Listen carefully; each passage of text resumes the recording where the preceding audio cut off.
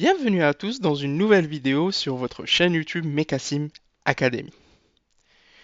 Petite remarque avant de commencer, for English speakers, this tutorial is in French, but you can easily follow the steps. Alors, toujours dans le cadre de la playlist Basic Tutorial on Design Modeler, aujourd'hui, on va modéliser le divergent de cette fusée que vous voyez ici. Et on va le modéliser en utilisant une courbe qu'on appelle courbe spline. Et bien sûr, on fera des vidéos plutôt théoriques pour vous présenter la théorie derrière les courbes spline, B-spline et les courbes de Bézier qui sont très très importantes dans le monde de la conception mécanique. Passons maintenant directement à notre interface Workbench. Donc, vous avez pris un petit peu l'habitude de cette interface. On va faire glisser notre géométrie, clic droit, puis ouvrir Design Modeler. Alors, là, notre interface, dès que notre interface est ouverte, donc, première chose à faire, c'est unité en millimètres. Donc, selon, bien sûr, ce que vous faites, bien sûr. Mais dans mon cas, je choisis l'unité millimètre. Je me positionne par rapport au plan XY.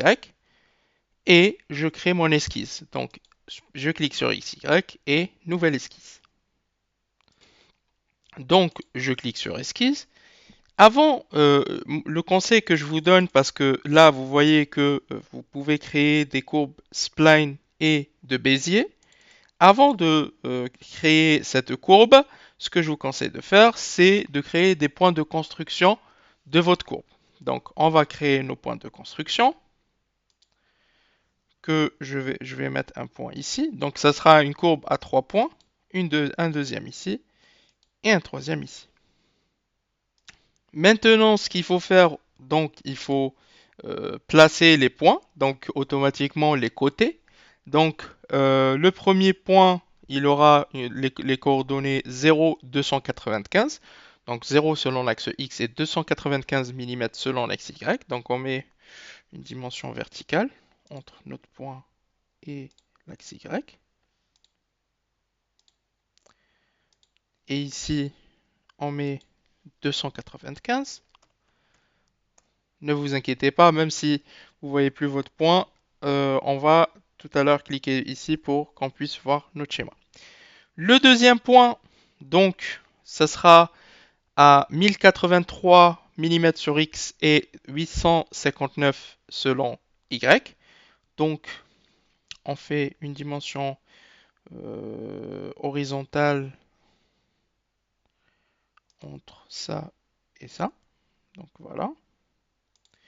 Donc là, comme je vous ai dit, j'ai 1083, désolé, par rapport à X. Et par rapport à Y, donc là, c'est votre dimension par rapport à X. Et maintenant, on va mettre par rapport à Y.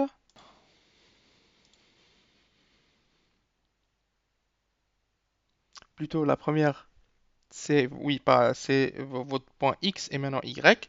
Donc Y, on fait comme ça. Et là, on va mettre 859. Et là, vous avez votre deuxième point.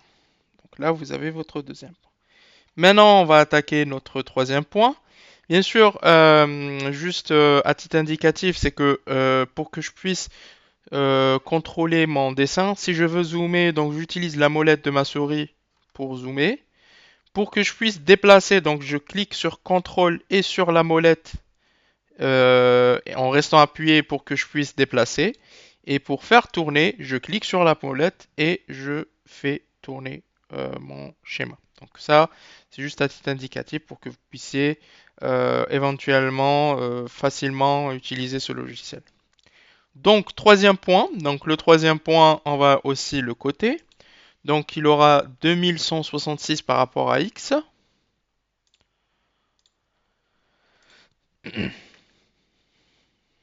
Donc il est là, c'est H4. Donc 2166.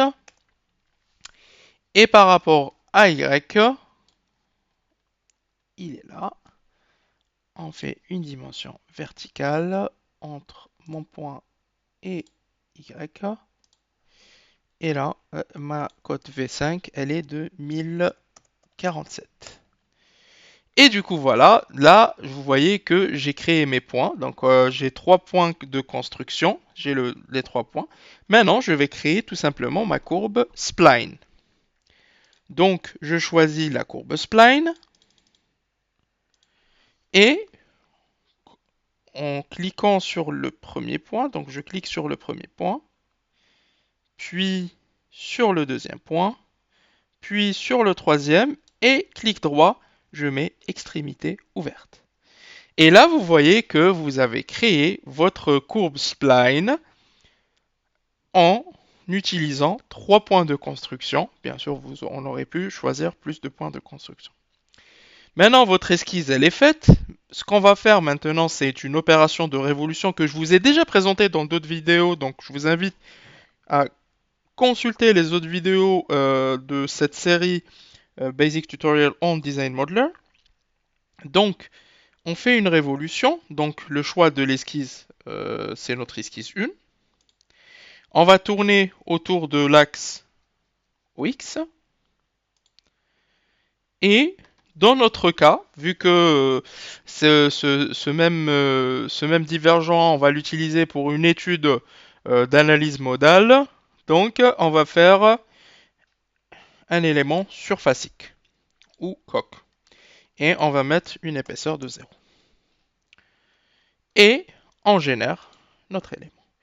Et vous voyez ici, vous venez de créer votre divergent en partant alors de 3 points de construction et d'une courbe spline.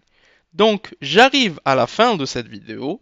Donc, en résumé, ce que vous avez appris dans cette vidéo, c'est l'utilisation toujours des outils Révolution et la création d'une courbe spline à partir de points de construction afin de générer votre